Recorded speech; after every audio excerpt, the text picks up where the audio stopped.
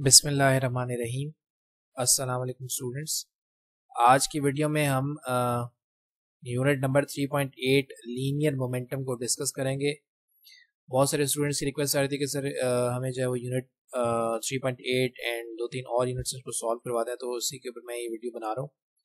Linear momentum को अगर हम डिस्क्राइब करें तो simplest definition of linear momentum क्या होगी? Quantity of motion present in a body is called linear momentum. एक ऑब्जेक्ट के अंदर जितना मोशन की क्वांटिटी होगी उतना ही उसके अंदर लीनियर मोमेंटम होगा। लाइक जैसे आपने क्रिकेट के अंदर देखा होगा कि जब एक टीम बहुत तेज से स्कोर कर रही होती है तो कमेंटेटर कहता है कि टीम का जो मोमेंटम जो है वो इंक्रीज हो चुका है, मतलब जो रन बनाने की जो मोशन है वो इंक्रीज हो चुकी है। सही, तो बेसिक जो हमारे पास सिंपलेस्ट डेफिनेशन होगी वो क्या होगी? Quantity of motion present in body is called the linear momentum. और जो इसकी मैथमेटिकल हमारे पास जो फिजिक्स की डेफिनेशन हमारे पास है वो हमारे पास इस चीज का प्रूफ भी देगी कि हमारे पास जो है वो क्वांटिटी ऑफ मोशन ही लीनियर मोमेंटम को डिफाइन करती है। That product of mass and velocity is defined as linear momentum. सही, that linear momentum is a product of mass and velocity का मतलब यह है कि अगर आपके पास एक ऑब्जेक्ट की वेलोसिटी 0 है, मतलब उसके अंदर किसी किस्म का मोशन नहीं है, तो उसका मोमेंटम भी क्या हो जाएगा? 0 हो जाएगा। इसका मतलब ये है कि आपका मोमेंटम जो है वो डिपेंडेंट है वेलोसिटी के ऊपर। यानी मैं कह सकता हूँ कि क्वांटिटी ऑफ मोशन जो है वो उसको हम कह सकते हैं कि वही इसका मतलब क्वांटिटी ऑफ मोशन ज़्यादा होगी तो मोमेंटम ज़्यादा होगा, क्वांटिटी ऑफ मोशन कम होगी तो मोमेंटम कम होगा। सही देखें, मोमेंटम जो है वो बेसिकली डिपेंड कर रहा है वेलोसिटी के ऊपर।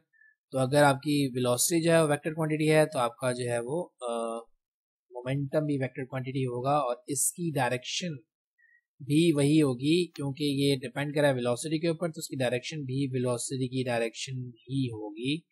देखिए यहाँ पर हमारे पास क्या है? Linear momentum is a vector quantity and it has the same direction as the velocity. मतलब वही डायरेक्शन है जो वेलोसिटी की डायरेक्शन, क्योंकि ये मोमेंटम जो है वो डिपेंड करता है वेलोसिटी के ऊपर। सही, साथ साथ देखिए मोमेंटम का अगर मैं प्रोडक्ट देख रहा हूँ तो ये दो चीज़ों के ऊपर डिपेंडेंट है। तो वेलोसिटी की बात हम लोगों ने कर ली। दूसरा हमारे पास क्या है? ये डिपेंड करता है किसके ऊपर? Inertial property of body, that is called the mass. Mass के ऊपर भी डिपेंड करता है। अगर एक ऑब्जेक्ट का मास भी ज़्यादा है और उसकी वेलोसिटी भी हाई है तो उसका मोमेंटम बहुत ज़्यादा हाई हो जाएगा। सही, तो यही हमारे पास बेसिकली मोमेंटम है। The product of mass and velocity is called the momentum. इसकी हम छोटी सी एग्जांपल यहाँ पर देख लेते हैं। लेट लेते हैं कि हमारे पास एक जो है वो एक बड़ा ट्रॉलर है और एक मेरे पास क्या है? कार है। मैं कहता हूँ, लेट कर लीजिए कि ट्रॉलर और वेलोसिटी की हमारे पास ट्रॉलर एंड कार की वेलोसिटी हमारे पास क्या है? सेम है। तो आप मुझे ये बताइए कि मोमेंटम किसका ज़्यादा होगा? देखिए ऑब्वियस सी बात है, वेलोसिटी अगर दोनों के सेम है तो मोमेंटम ट्रेलर का ज़्यादा होगा, बिकॉज ट्रेलर का मास बहुत ज़्यादा है जबकि कार का मास इसके कंपैरिजन में कम है। दैट्स वाई ट्रेलर का जो है मोमेंटम ज़्यादा हो जाएगा।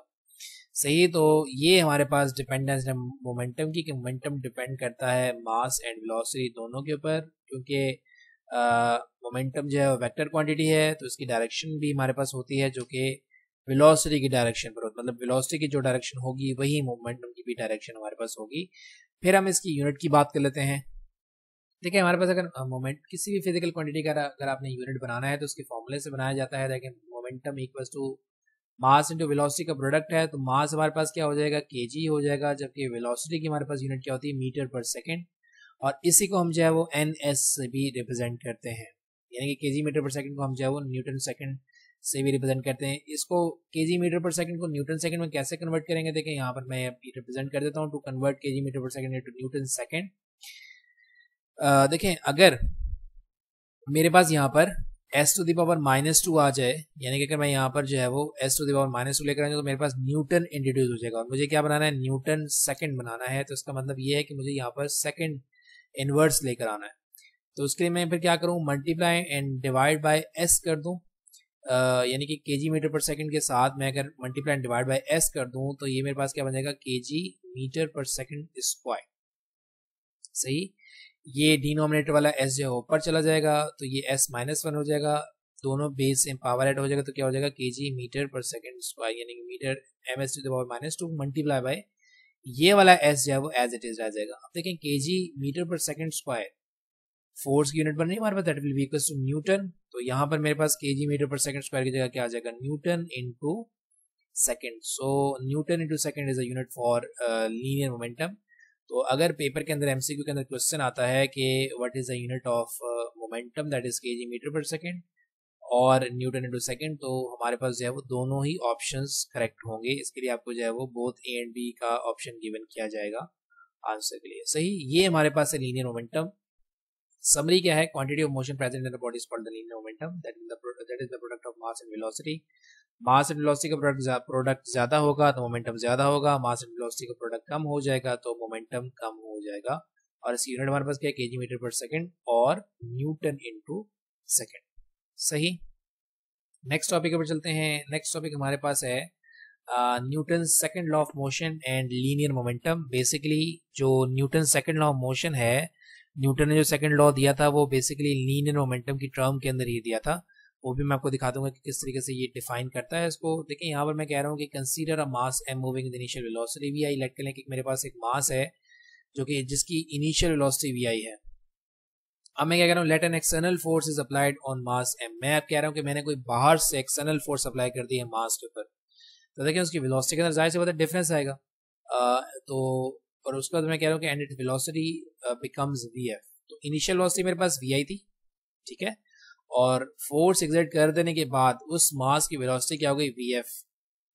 तो according to Newton second law of motion F equals to M A. Acceleration को अगर आप डिफाइन करेंगे तो वो क्या है मेरे पास, V F change of velocity per unit time, that is V F minus V I divided by T. इस मास को मैं मल्टीप्लाई करवा दूंगा दोनों फैक्टर्स के साथ। सही, तो ये क्या हो जाएगा, M V F minus M V I divided by T. अब देखिए product of mass and velocity, product of mass and velocity is defined as momentum. अभी हम लोगों ने पढ़ा, तो ये मेरे पास एम वी एफ क्या बन जाएगा, final momentum, minus M V I मेरे पास क्या बन जाएगा, initial momentum, that is final momentum minus initial momentum divided by time. Change को हम लोग रिप्रेजेंट करते हैं यहाँ से डेल्टा से, तो ये हमारे पास क्या बन जाएगा, delta P divided by T, that is force exerted on an object is equal to rate of change of momentum of the body. सही, अगर आप किसी ऑब्जेक्ट के ऊपर फोर्स लगाएंगे तो ऑब्वियस सी बात है उसके मोमेंटम के अंदर चेंज आ जाएगा। That is the relationship between Newton's second law of motion and linear momentum. सही, देखें इसी रिलेशन से आपको क्या पता चल रहा है, from above equation we can say that force exerted on an object will change the momentum of the object. अगर आप कोई एक्सटर्नल फोर्स ऑब्जेक्ट के ऊपर अप्लाई करेंगे तो ऑब्जेक्ट का मोमेंटम जो है वो चेंज हो जाएगा। देखिए मैंने क्या कहा था कि मोमेंटम डिपेंड करता है क्वांटिटी ऑफ मोशन के ऊपर। तो जब आप किसी ऑब्जेक्ट के ऊपर फोर्स एक्सर्ट करते हैं तो उसकी क्वांटिटी ऑफ मोशन डिस्टर्ब हो जाती है। क्वांटिटी ऑफ मोशन डिस्टर्ब हो जाने का मतलब ये है कि आपका मोमेंटम जो है क्या हो जाएगा, चेंज हो जाएगा। लेकिन ये क्वांटिटी ऑफ मोशन डिस्टर्ब होने में कुछ ना कुछ टाइम जो है वो कंज्यूम होता है। तो ये हमारे पास क्या बन जाएगा, that external force in an object that will be equal to the rate of change of momentum. और इसके अलावा मैं कह सकता हूँ, अगर मेरे पास कोई एक्सटर्नल अनबैलेंस फोर्स ऑब्जेक्ट के ऊपर अप्लाई नहीं करती, अगर मेरे पास कोई एक्सटर्नल अनबैलेंस फोर्स अप्लाई नहीं करती ऑब्जेक्ट के ऊपर, तो मेरे पास मोमेंटम जो है वो कांस्टेंट हो जाता है। कैसे कांस्टेंट हो जाएगा, देखें अभी मैं बता देता हूँ आपको। इन the absence of an external unbalance forces the momentum of the body remains constant. देखें एफ मेरे पास क्या हो जाएगा, जीरो। एफ मेरे पास क्या हो जाएगा, जीरो। और टी को अगर मैं मान ले जाऊंगा तो ये भी मेरे क्या हो जाएगा, जीरो से मल्टीप्लाई होकर जीरो हो जाएगा। That is del P equals to zero. तो डेल पी हमारे पास किसके इक्वल है, M V F minus M V I की इक्वल है। तो एम वी एफ को अगर मैं ये रखूँ और एम वी आई को वहाँ शिफ्ट कर दूँ तो फाइनल मोमेंटम मेरे पास इनिशियल मोमेंटम के इक्वल हो जाएगा। ये आगे जाके हम लोग जो है वो ड्राइव भी करेंगे। तो इसका मतलब ये है कि आपके मोमेंटम के अंदर चेंज लेकर आने के लिए एक चीज रिस्पॉन्सिबल है और वो क्या है, फोर्स। अगर आप किसी ऑब्जेक्ट के ऊपर फोर्स एक्सर्ट करते हैं तो उसकी मोशन डिस्टर्ब हो जाती है। मोशन डिस्टर्ब हो जाने का मतलब ये है कि आपने मोमेंटम को चेंज कर दिया है। सही, ये हमारे पास है relationship between Newton's second law of motion and linear momentum. इसके बाद फिर हम लोग जो है वो आगे चलते हैं। नेक्स्ट हमारे पास टॉपिक है impulse and change of momentum. देखिए बेसिकली अगर इम्पल्स को मैं डिफाइन करूं तो इम्पल्स मेरे पास चेंज ऑफ मोमेंटम ही होता है। मतलब मोमेंटम में कितना चेंज आया है, that is the representation of impulse. देखिए यहाँ पर हम इम्पल्स की बात करते हैं तो इम्पल्स का फॉर्मूला हमारे पास जो मैथमेटिकल फॉर्मूला है यही हमारे पास जो डिपेंडेंस को भी शो करेगा that the impulse is defined as a product of force and time interval during which force acts. सही। इसको इम्पल्स को हम लोग जे से रिप्रेजेंट करते हैं, that is equal to force exerted on the body and the time interval that the force act on a body. सही। ज्यादा फोर्स लगाएंगे, सही, ज्यादा फोर्स लगाएंगे ज्यादा टाइम के लिए तो ज्यादा इम्पल्स होगा, कम फोर्स लगाएंगे कम टाइम के लिए तो कम इम्पल्स हो जाएगा। सही। ये डिपेंडेंस है इम्पल्स की कि इम्पल्स जो है वो डिपेंडेंट है फोर्स के ऊपर और टाइम के ऊपर। सही। अगर आपने बहुत ज़्यादा फोर्स लगाई है शॉर्ट इंटरवल के लिए तब भी आपके पास इम्पल्स ज़्यादा हो जाएगा, और अगर आपने जो है वो कम फोर्स लगाई तो फिर आपको टाइम इंटरवल बढ़ाना पड़ जाएगा इम्पल्स को इंक्रीज करवाने के लिए। तो इम्पल्स बेसिकली हमारे पास है product of force and the time interval during which the force act. सही। अब देखें इम्पल्स भी हमारे पे देखें बेसिकली डिपेंडेंट है फोर्स के ऊपर, जितना फोर्स लगेगा उतना मोमेंटम। मैंने आपको क्या कहा कि इम्पल्स जो है बेसिकली चेंज इन मोमेंटम ही है, तो इम्पल्स जो है वो डिपेंडेंट है फोर्स के ऊपर, जितनी फोर्स आप लगाएंगे उतना ही इम्पल्स में यानी कि मोमेंटम के अंदर चेंज आएगा। तो क्योंकि ये डिपेंडेंट है फोर्स के ऊपर तो फोर्स वेक्टर क्वांटिटी है, तो हमारे पास इम्पल्स जो है वो भी क्या हो जाएगी, वेक्टर हो जाएगी। वही बात है कि डिपेंडेंस फोर्स के ऊपर है तो उसकी डायरेक्शन भी फोर्स वाली ही होगी। जैसे मोमेंटम की हमारे पास डिपेंडेंस जो है वो वेलोसिटी के ऊपर है तो डायरेक्शन भी वेलोसिटी वाली ही है। तो impulse is a vector quantity and it has the same direction as the force and it its a unit is newton into second. सही। देखें फोर्स मेरे पास वही बात मैंने आपको क्या कहा था कि ये चेंज इन मोमेंटम को रिप्रेजेंट करता है, तो बेसिकली ये हमारे पास जो है वो इम्पल्स चेंज इन मोमेंटम ही है। अब मैं यहाँ पर कुछ डिपेंडेंस बता रहा हूँ। Very large force acting for very short interval of time produce the great effect on momentum. देखें अगर आप जो है वो लार्ज फोर्स लगा रहे हैं तो जाहिर सी बात है कि आपके पास जो है मोमेंटम के अंदर बड़ा इंक्रीमेंट आएगा, चाहे आप जो है वो बहुत कम इंटरवल के लिए फोर्स लगा रहे हैं। दूसरा हमारे पास क्या है, small force could cause the same change in momentum. अगर आप कम फोर्स लगा रहे हैं तो वो भी change in momentum same change in momentum produce करेगा, लेकिन इसके लिए फिर आपको क्या करना पड़ेगा, लॉन्गर टाइम पीरियड के लिए फोर्स को एक जो है वो एक्ट करवाना पड़ेगा। सही। तो ये दो आप जो है वो डिपेंडेंस देख लीजिए। अगर आप बड़ी फोर्स लगा रहे हैं तो आप फिर शॉर्ट इंटरवल के लिए आप मोमेंटम के अंदर ग्रेट इंक्रीमेंट लेकर आ सकते हैं या ग्रेट चेंज लेकर आ सकते हैं। और दूसरा क्या है, अगर आप फोर्स को कम कर दें, अगर आप फोर्स को कम करते हैं और आपको सेम चेंज इन मोमेंटम चाहिए तो फिर आपको इस फोर्स को ज्यादा टाइम पीरियड के लिए एक्ट करवाना पड़ेगा। That is the product of force and time interval during the force act. सही। तो आपके पास जो है वो इम्पल्स डिपेंडेंट है फोर्स और टाइम इंटरवल के अंदर के ऊपर, दोनों का प्रोडक्ट ज्यादा है तो इम्पल्स ज्यादा होगा, दोनों का प्रोडक्ट कम हो जाएगा तो इम्पल्स कम हो जाएगा। सॉरी। अब इसके बाद हमारे पास जो है वो एक बुक एग्जांपल है, when a ball is hit. जब आप बॉल को हिट करते हैं बैट से, it respond to the value of impulse, यानी कि जाहिर सी बात है कि चेंज इन मोमेंटम होगा। जब आप बॉल को हिट करेंगे बैट से तो बॉल का मोमेंटम जो वो टोटली चेंज हो जाएगा, मोशन के अंदर चेंज आ जाएगा।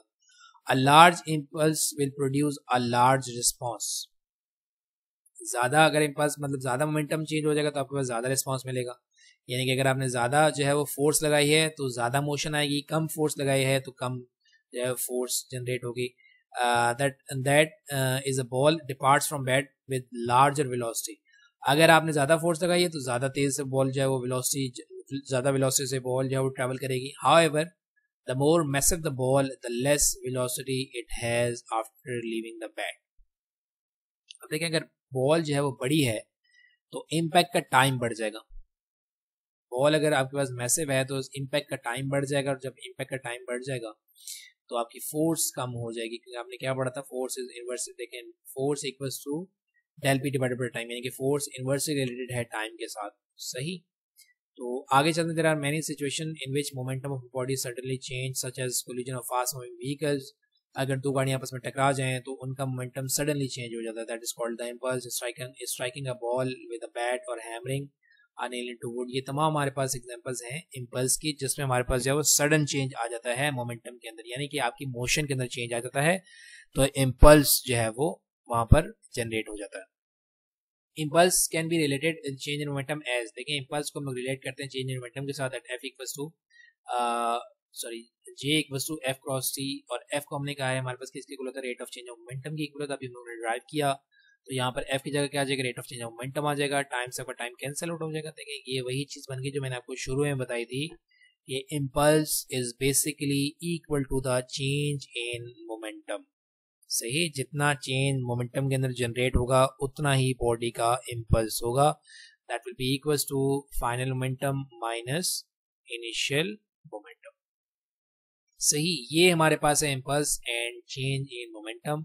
दैट हमने समरी क्या निकाली है कि जितना मोमेंटम के अंदर चेंज आएगा उतना ही हमारे पास जो है वो इम्पल्स जनरेट होगा। और दूसरी बात यहाँ पर हमने क्या निकाली है, that force is the rate of change of momentum.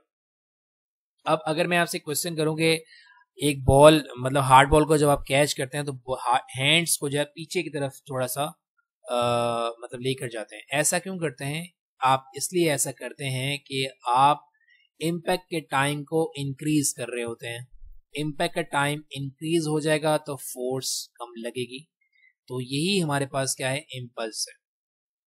सही, इम्पैक्ट का टाइम बढ़ जाएगा तो फोर्स कम लगेगी। और दूसरा, अगर मैं आपको एक एग्जांपल दूं कि अगर आप जो है वो वॉल के अंदर डायरेक्टली पंच करेंगे, वॉल के अंदर अगर आप डायरेक्टली पंच करेंगे तो टाइम इंटरवल कम हो जाएगा और फोर्स ज़्यादा लग जाएगी। अगर इसी कंपैरिजन में आप वॉल के सामने कोई शील्डिंग इफेक्ट रख लें, कोई भी चीज़ रख लें, फोम रख लें, कुछ भी रख लें, अब आप उसके ऊपर पंच करेंगे तो क्या होगा, इम्पैक्ट का टाइम बढ़ जाएगा क्योंकि फोम से आप जब आपका हैंड जो वो स्ट्राइक करने में टाइम लगाएगा, इम्पैक्ट का टाइम बढ़ जाएगा तो फोर्स कम हो जाएगी। फोर्स कम होगी तो आप जो है उसको मतलब आपके हाथ को कम फील होगा। ये है हमारे पास relationship between impulse and change in momentum. Next topic के ऊपर चलते हैं, that is the conservation of momentum. Conservation का मतलब, लेकिन कंजर्वेशन का मतलब ये है कि सिस्टम का जो कंजर्वेशन ऑफ मोमेंटम का मतलब क्या है कि सिस्टम का जो मोमेंटम है वो चेंज रहेगा इनिशियल स्टेट में भी और फाइनल स्टेट में भी। बस क्या होगा कि आपका मोमेंटम जो है वो एक बॉडी से दूसरी बॉडी के अंदर शिफ्ट कर सकता है। जैसे आपने कंजर्वेशन ऑफ एनर्जी पढ़ लिया, that energy is neither created not be destroyed but it can transfer from one body to another. Similarly इसी तरीके से मोमेंटम भी जो है आपका ज़ाया नहीं होता, बल्कि ये क्या होता है कि एक बॉडी से दूसरे बॉडी के अंदर ट्रांसफर हो जाता है। जैसे आपके पास मैं एक छोटी सी एग्जांपल देता हूँ कंजर्वेशन ऑफ मोमेंटम की, जो कि आगे जाके हम लोग देखेंगे भी कि मेरे पास जो है वो एक बिलियर्ड बॉल्स आपने देखी होगी, स्नूकर जिसको कहते हैं, उसमें क्यू बॉल होती है वाइट कलर की।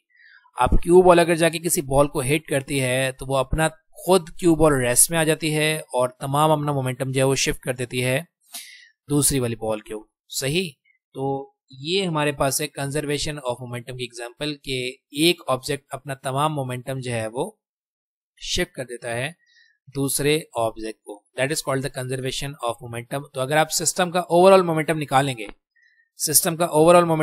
तो आपके पास जो है वो मोमेंटम कांस्टेंट ही रहेगा। इसकी भी एग्जांपल हम लोग देख लेंगे अभी।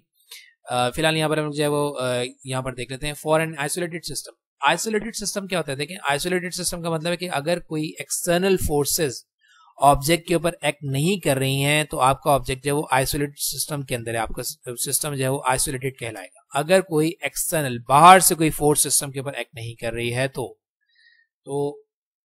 For an isolated system there is no net force acting on a body. मैंने अभी आपको बताया कि अगर आपके पास सिस्टम आइसोलेटेड है तो बाहर से कोई फोर्स बॉडी के ऊपर एक्ट नहीं करेगी। Therefore Newton's second law of motion in terms of momentum is given as, ये वही जो मैं शुरू में आपको बताया था, that force is equals to rate of change of momentum. If there is no external force acting on a body, then that momentum is constant. The momentum remains constant. लेकिन t को वहाँ ले जाएंगे 0 हो जाएगा।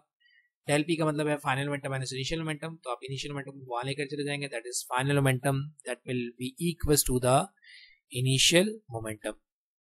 सही, तो इसकी हमारे पास स्टेटमेंट क्या बन जाएगी? In the absence of external forces, अगर बाहर से कोई फोर्स एक्ट नहीं करे, the final momentum of the system must be equal to initial momentum. अगर बाहर से कोई फोर्स एक्ट करेगी तब ऐसा नहीं हो सकता कि आपके मोमेंटम के अंदर जो फाइनल में चेंज आ रहा है वो इनिशियल में चेंज। नो, अगर आपकी एक्सटर्नल फोर्स 0 है तो मोमेंटम आपका क्या हो जाएगा? कांस्टेंट हो जाएगा। The total momentum of the system cannot change if there is no external force is acting on the system. ये हमारे पास है conservation of momentum. Conservation of momentum का मतलब ये है कि एक ऑब्जेक्ट अपने तमाम मोशन को दूसरे ऑब्जेक्ट को ट्रांसफर कर देगा, यानी कि मोमेंटम आपका जो है वो ज़ाया नहीं होगा बल्कि एक जगह से दूसरी जगह में ट्रांसफर हो जाएगा। That is called the conservation of momentum, मतलब इनिशियल मोमेंटम फाइनल मोमेंटम के इक्वल हो जाएगा। कैसे हो जाएगा? देखिए यहाँ पर हम लोग जो है वो एक एग्जांपल देख लीजिए। मेरे पास जो है वो बिफोर कोलिजन फर्स्ट बॉल का मोमेंटम है m क्रॉस v, सही। और मेरे पास एक और बॉल है सेकंड बॉल जिसका मोमेंटम क्या है 0। अब क्या हुआ आफ्टर कोलिजन क्या हो गया, फर्स्ट बॉल का मोमेंटम हो गया 0 और सेकंड बॉल का मोमेंटम क्या हो गया m क्रॉस v, मतलब इसने अपना तमाम मोमेंटम ट्रांसफर कर दिया है सेकंड वाली बॉल को। तो अगर आप इस सिस्टम का टोटल मोमेंटम निकालेंगे, इनिशियल मतलब total momentum m cross v plus 0 तो m क्रॉस v ही आएगा। और अगर आप यहाँ पर निकालेंगे मोमेंटम तो क्या होगा 0 प्लस m क्रॉस v, तो आपके पास total momentum m cross v ही आएगा। That is the example of conservation of momentum, that in the absence of external forces the total momentum of the system will remain conserved or constant, सही। ये हमारे पास है unit number 3.8। इंशाल्लाह next class में जो है हम इलास्टिक कोलिजन यानी कि यूनिट नंबर 3.9 की बात करेंगे। देन उसके बाद इंशाल्लाह प्रोजेक्टाइल मोशन के ऊपर भी मैं वीडियो जल्दी अपलोड करूंगा इंशाल्लाह, सही। तो अगर आपको कोई प्रॉब्लम होता है किसी टॉपिक में तो आप मुझे बता सकते हैं, मैं इंशाल्लाह उसके ऊपर वीडियो बनाने की कोशिश करूंगा। और अगर आपको कोई चीज़ इसमें समझ नहीं आती या कोई प्रॉब्लम क्रिएट होता है तो आप क्वेश्चन कर सकते हैं बेटा, सही। मैं इंशाल्लाह उसका आंसर कर दूंगा। Thank you very much and अल्लाह हाफिज़।